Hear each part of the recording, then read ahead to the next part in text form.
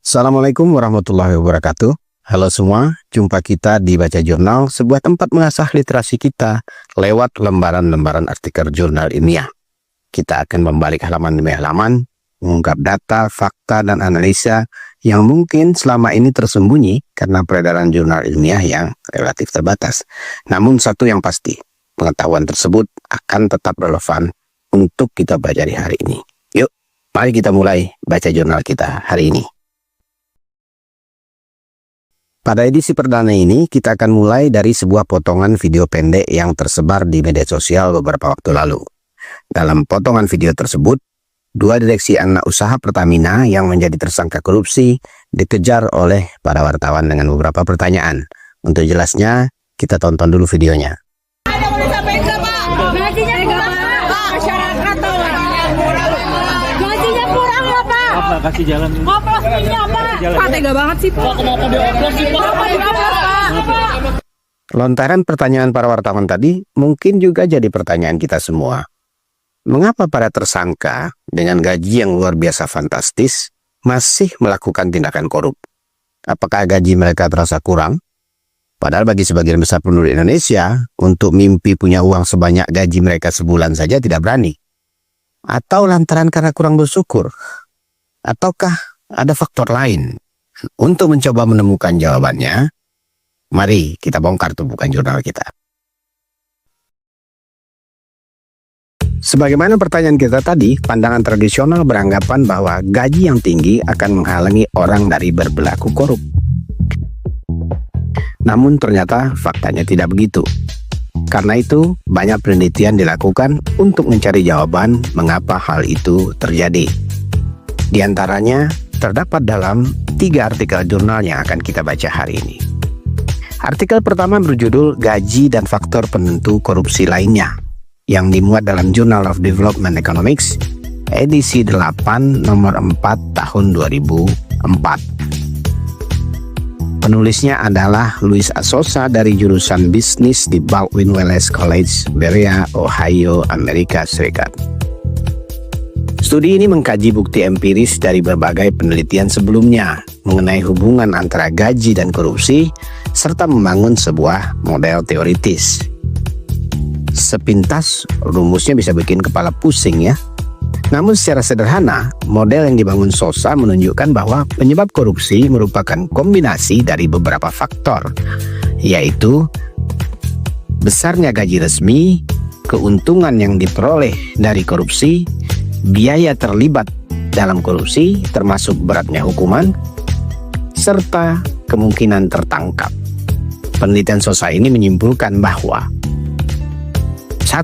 Bukti empiris menunjukkan bahwa menaikkan gaji tidak selalu mengurangi korupsi.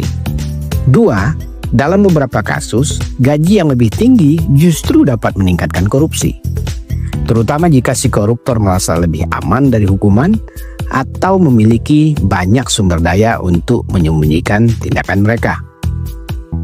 Ini menjelaskan mengapa banyak kasus korupsi melibatkan pejabat tinggi dengan gaji besar. 3. Faktor yang lebih efektif dalam mengurangi korupsi adalah peningkatan risiko tertangkap dan hukuman yang lebih berat.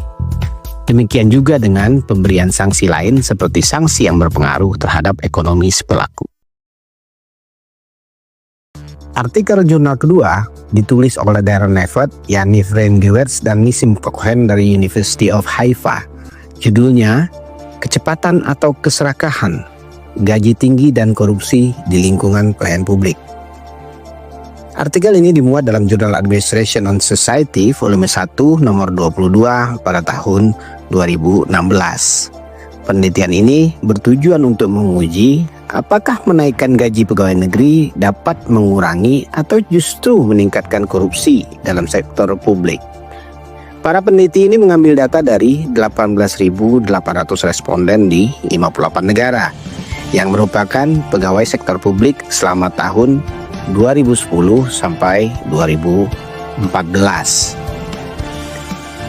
Para pegawai yang menjadi responden penelitian ini diminta untuk menilai sejauh mana mereka menganggap bahwa penerimaan suap dapat dibenarkan.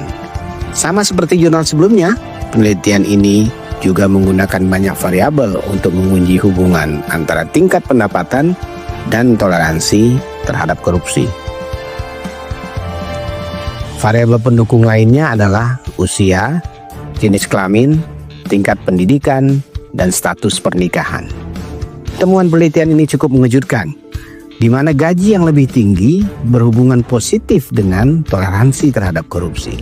Ini berlawanan dengan teori klasik bahwa gaji tinggi akan menekan korupsi. Gaji yang tinggi justru dapat menarik individu menjadi lebih termotivasi oleh kepentingan pribadi dan bukan oleh semangat pelayanan publik lagi. Temuan lain adalah bahwa pegawai yang lebih muda di bawah 45 tahun dengan gaji tinggi lebih cenderung mentolerir korupsi dibandingkan pegawai yang lebih tua. Hal ini menunjukkan bahwa karir awal di sektor publik mungkin membentuk norma dan etika pegawai publik dalam karirnya. Temuan ketiga adalah orang yang lebih patriotik lebih kecil kemungkinannya untuk mentolerir korupsi meskipun memiliki pendapatan yang tinggi. Namun sebaliknya, bagi orang yang nasionalismenya rendah, semakin tinggi gajinya akan membuat ia semakin toleran terhadap korupsi. Untuk korupsi skala jumbo, nalar kita meragukan kalau perbuatan itu kerjaan 1-2 pelaku saja. Memangnya mau dipakai apa uang ratusan miliar atau triliunan itu? Belum lagi repot menyimpannya.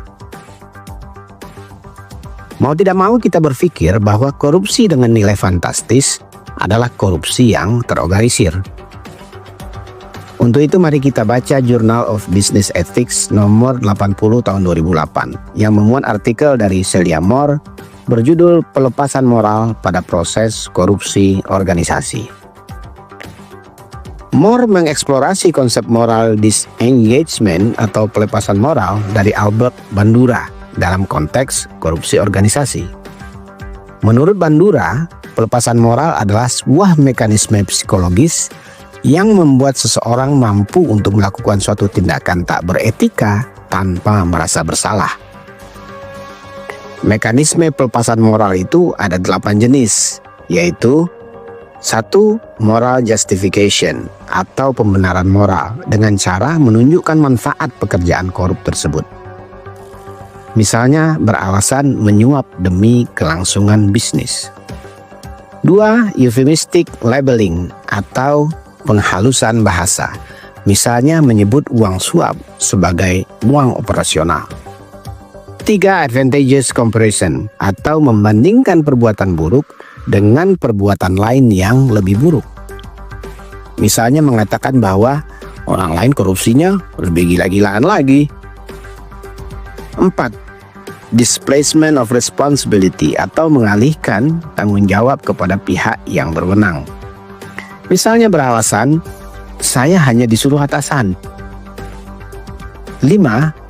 Diffusion of responsibility atau banyak menyebarkan tanggung jawab ke banyak orang. Misalnya berkata, hal ini sudah menjadi budaya di sini.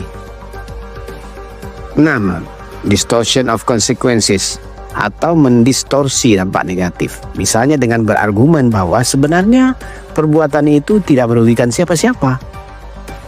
7. Dehumanization, yaitu membuat korban perbuatan seolah-olah bukan manusia. Misalnya menilai mereka hanya sebagai kelompok lain yang tidak penting. 8. Attribution of blame, yaitu menyalahkan pihak lain sebagai alasan untuk melakukan tindakan korup. Misalnya, regulasi yang ketat memaksa kita melakukan ini. Moore menggunakan 8 mekanisme pelepasan moral ini untuk meninjau berbagai kasus korupsi perusahaan, termasuk Enron, Ford Pinto, dan praktik suap dalam ekspansi global perusahaan. Hasilnya adalah 1. Individu yang memiliki pelepasan moral yang tinggi cenderung untuk mengambil keputusan yang tak beretika. 2. Individu yang memiliki pelepasan moral yang tinggi menjadi kurang peka terhadap dimensi etis dalam mengambil keputusan. 3. kepekaan moral menjadi faktor penentu dalam hal pelepasan moral dan perbuatan tak beretika. 4. Dalam sebuah organisasi yang korup, individu dengan kecenderungan pelepasan moral akan lebih cepat mendapat promosi karena lebih fleksibel dalam membuat keputusan yang menguntungkan perusahaan tanpa perlu mengkhawatirkan soal etika.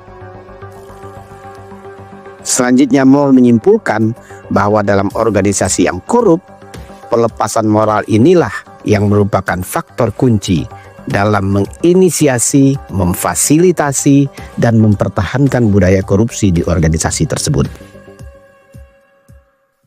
Ternyata, besarnya gaji tidak otomatis mampu mengurangi korupsi.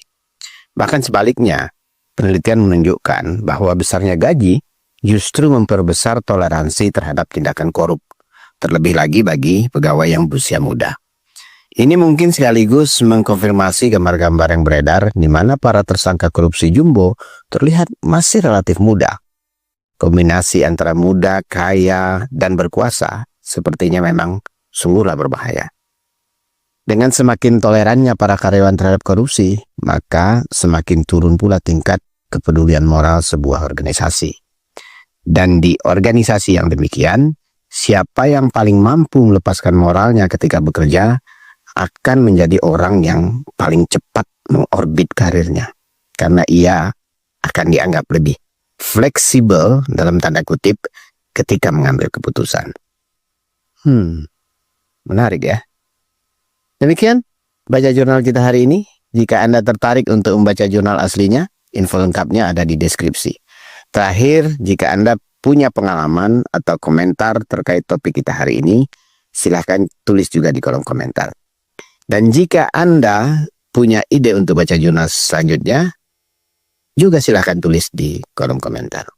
Oke, sampai jumpa di baca jurnal yang akan datang. Salam literasi, salam baca jurnal.